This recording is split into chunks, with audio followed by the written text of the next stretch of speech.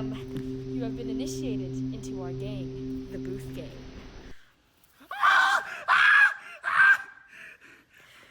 Why are you so scared? Come, follow me, freshman. Okay, so the first thing you need to know is that you can't do anything stupid up here. Hey! What are you doing down there? You can't be too loud. You have to keep a quiet voice back here, especially when there's a show going on. I mean, just ask some of our stage managers. Hey, so you're a stage manager, right? Yeah. Okay, so backstage, if people are talking too much, would you ever tell them to shut up? Yeah, definitely. Oh. You should also wear dark clothes when working backstage. Most importantly, this is the control panel. We also have two of these located upstairs in the booth, here and here. Now, don't be intimidated by it, but there are 3 different tabs to work with. The first is the house presets. You're mostly going to use preset 1 for this, and this just turns on the house lights. And then we also have our show presets, where 1 through 4 all do their own specific kind of lighting on the stage. You'll probably use this for pre-show and also post-show, usually on show 1. And to turn them all off for either show or house, just press the off button on each different tab. Now the work and rehearsal lights, these may be the most important when you're going into rehearsals. So usually what you want to do is turn on everything up until Hart yells at you to turn something else off. And the most important ones you're going to need to know are the wingworks and the aisle lights and also the control room. So these 2 control rooms will turn on the lights in the booth, that being the little taskbar light and also the main one in the back. And the wingworks will turn on the wings. So right now we are in the left wing, and these lights up here will turn on. So that will be really handy for when you're going through rehearsals. And always have the aisle lights on, because you don't want anybody falling. Hey, we're gonna show you up to the booth. Come on, this is the way. Oh my god. Hey, you're finally awake. Now get up. And let me give you a tour about this little room we call home. So over here we have the light board. Wow! And then over here we have the soundboard. Wow! If you'll follow me over here, this is the wall of lights. So if you click this one, they turn on our lights here. And then these ones turn on the work lights here. Alright, and here on this knob, if you turn it, you can hear the conversations on stage. I call it. You look very pretty. I call it. So we're gonna turn that off right now. And yes, we've definitely seen some suspicious things on stage. Damn, they all died.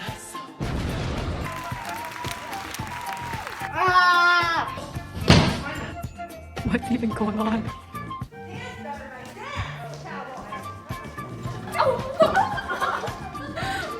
Look at it.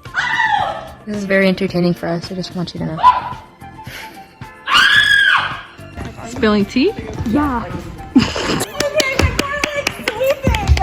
Are you sure this is the tango and not the tango?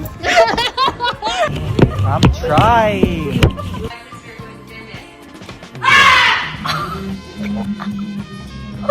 What is going on?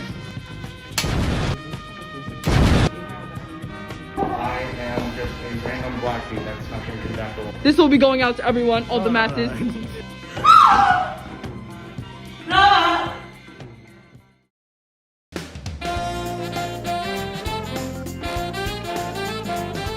So what kind of work do you do back here? Usually do the sound, trying to do that machine behind me, if you guys can see.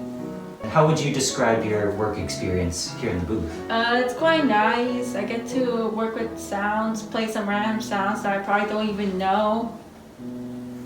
And I get to figure out when to do it and when not to do it. And then how would you describe the people here? They're really nice. I thought they would be annoying, but apparently not. But they're really kind, and they're really good. What about your relationship with them? What would you kind of say? Probably would be like those people that you really talk to, but you never really hang out with them. kind of like an acquaintances. Damn man, why is this seat so warm? My name's Caleb, but I legally changed my name to Psychopath a few weeks ago. But not in the way you think, it's really spelled C-Y-C-O Path. I was told I could find a job here, but they pay me nothing. Mostly because I guess I'm still learning. This is the big tower. We usually use this for the sound, but if something goes wrong or the sound's not really working, you usually just need to reset this. This is the soundboard. What you need to do is that you need to move this out of the way, and power up buttons is on the back. But these are the volumes. This down here being the lowest and up here being the highest. So you might want to put on the volume where they might hear it. This one right here, that's just for the mic, and these two over here are also for the mic as well. All of these things need to be put on. Everything else right here, you just basically have to ignore them. For volume, you need to have these ones up and these ones up as well, because this one connected to the QLab. And here's my assistant, who I don't know what he's doing. Hi, I'm going to explain about the computer and how to use it, such as the QLab and everything else. So first, you have to log into this booth thing, and the password is, and now we can learn how to input sounds. So to input sounds, first we go to QLab, this experiment bottle right here, and open a workspace. To input sounds, we have to go use another program called Piezo. I don't know. To input sounds, we have to use this icon right here with the radio to record on Google. We use the source Google Chrome, click the red button, and go on Google Chrome and play the sound that we want. Then we rename the document so we could reuse it. So for example, I can't get up, and save it, and drag the file into QLab. Now that we have all the sounds inputted, we can do several things to edit the sounds. To play any command, you have to press the space bar. Sometimes it's too long, and the command to stop it is this square button, and we press space again, and we stop it. To edit the duration of it, you could drag these bars over here, and to make it so it only focuses on the point that you actually want. And so now it sounds like this. If you want to raise the volume or change the volume, first click on a command or audio and go to audio levels and use the master volume to change it into something that you want. And now it sounds like this. Now this is where it gets complicated. If we want to fade an audio, what we have to do is select an audio and click the N right here. After you do this, go down to audio levels and make sure all bars say INF as a negative infinity volume. Then you click stop target when done so that after it fades, the audio clip ends. So now it sounds like this. Sometimes you want to group audio so they play at the same time. What you do is that make sure you're not selected on anything and click these squares over here. And that says group. What you have to do is drag any file that you want to be played simultaneously into that file. After you do that, you go to mode and click timeline start all children simultaneously so they play at the same time.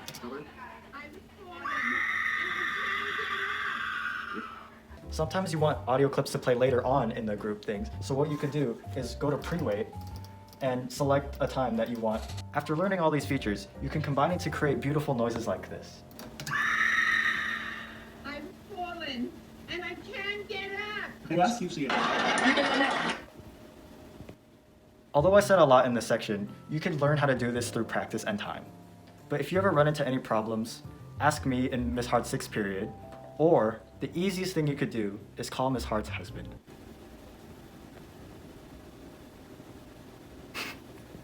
That's it. Are you sure? Yeah. Okay. The people around here are certainly interesting. They at least make things entertaining for me from time to time, so that's a plus, I guess. Sometimes feelings can go overboard, but I guess that's just the rage in them. I mean, we all have our own monsters inside of us anyway. But others can also take the job way too seriously. Well, ever since I lost my job back at the news station, things have been pretty rough to get back on my feet.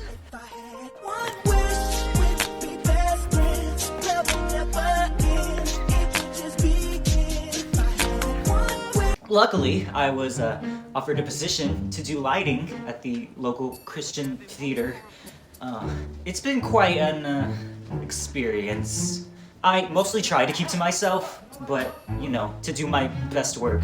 But I try not to let others distract me. There's something behind you. Got him. But I really try my best, okay? It's really hard.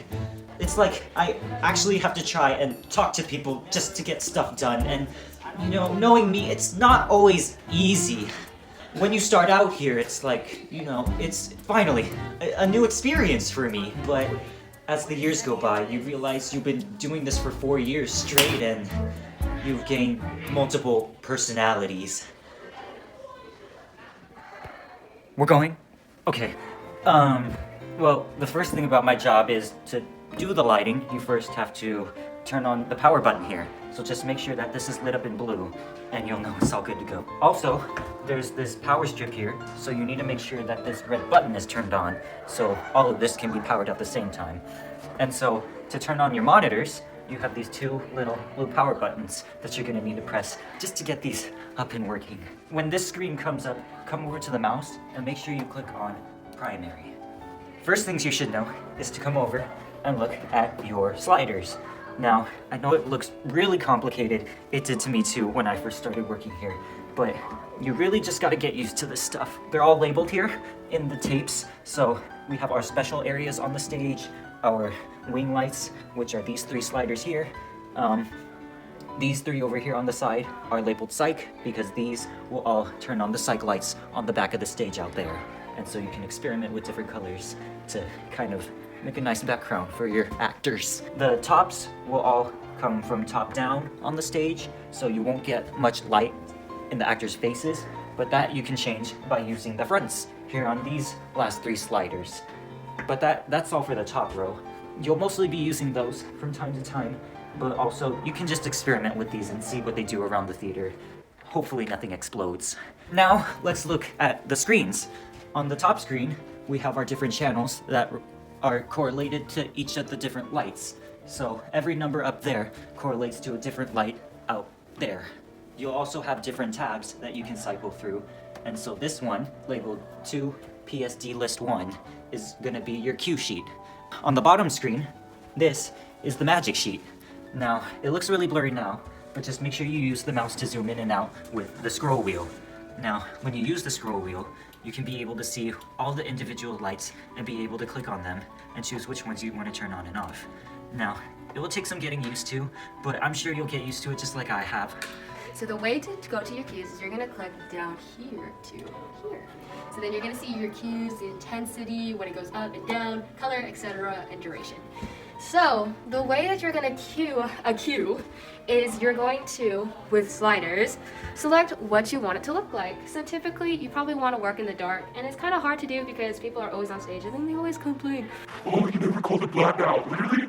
We always do, and you just don't hear us. You don't choose to hear us. We're going to do a demonstration. So you're gonna go to your downstage slider. So let's say like we want, I don't know, 53%, in which it tells you what percent's at. And so this is what you want it to look like on stage. So if you want to record that, what you're going to want to do is go to the right side of the light panel. And you're going to press record. And see, it'll either show up here or on here, corner, record. And then you're going to say, oh, what number cue do you want? So you're going to go back here to cue, click cue, and then what number? So typically, cue 0 will always be a blackout, or cue 1 will always be a blackout. But for this case, as a demonstration, we're going to put it as cue 1. So when you add in your numbers, you're going to be given record cue 1. So once you're there, the next thing to do is click enter. So you're going to go back over here to the right side and click enter. Then boom, there you go. You have cue 1 and your intensity up and your duration. To change the duration of your cue, you're going to want to click cue. And then you're going to select what number cue you want to do. And in this case, it's 1, so you're going to click 1. And then to change the time, you're going to go look for the time button, time, and then how long you want it to be. In this case, let's say we want it to be 3 seconds. So you're just going to press 3, and then press enter. And then notice how it changes the duration. Alright, so if you ever need to use the spotlight, this is what you're going to need to use. So it has a cord, and you're going to make sure that this is plugged in to the closest outlet. The first thing you're going to press is this red button here on the side.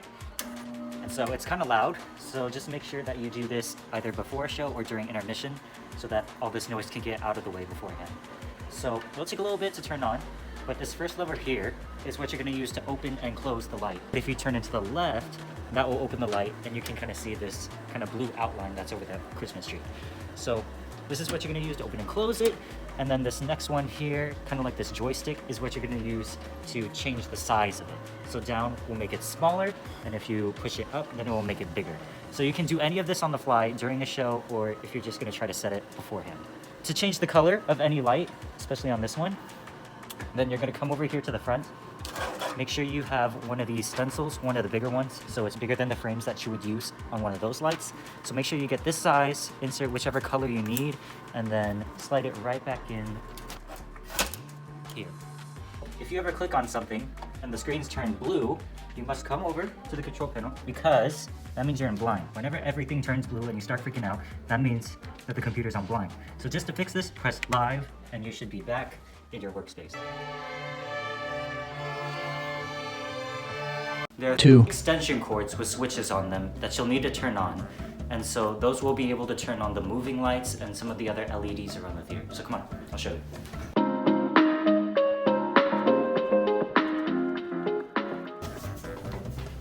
This is the grid. Now, don't be intimidated by this one either, but if you read this panel here, it is about recommended that only 2 people should be on each square at the same time. Otherwise, you'll fall to your death. So, be very careful when you're up here. So the first light you're gonna need to find is for the moving lights. And so the extension cord is tucked away back here. So you might need to move the curtains, but right here is the cord that we're talking about. So just to turn them on, you're gonna switch this kind of red looking light until it's on reset, and it should light up. The moving lights will start to move, kind of make some weird sounds, and it freaked me out at first. It probably will to you, but just know that that's normal, and they're kind of just like warming up. Hi. We want to know what you guys do. We're recording for our drama class, and we're talking about lights and sounds. Like, You're supposed to be walking around on that. So the next thing you're gonna need to know is there's another extension cord here. You're gonna follow this cord down, and kind of tucked under here is another one of these extension cords. So just turn this one on to reset as well, and this should turn on kind of lights that we use for blackouts. So if you've seen any of our shows like that, it's kind of those blue and kind of dark, so other people can see where they need to go while they're in the dark. All right.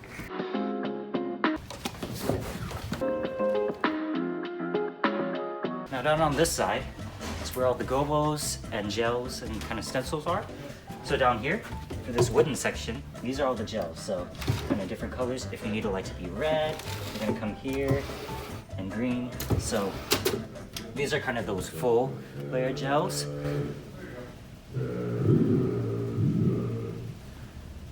Keep it together. But since we already have some pre-cut, we're gonna come in and use these files. Down here are the stencils.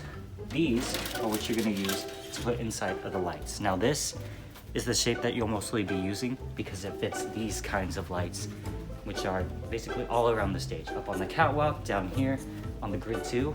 So this one already has a clear gel inside of it, so that's what most of these lights already have. So you're all set when you have one of these. Oh, okay, we're going.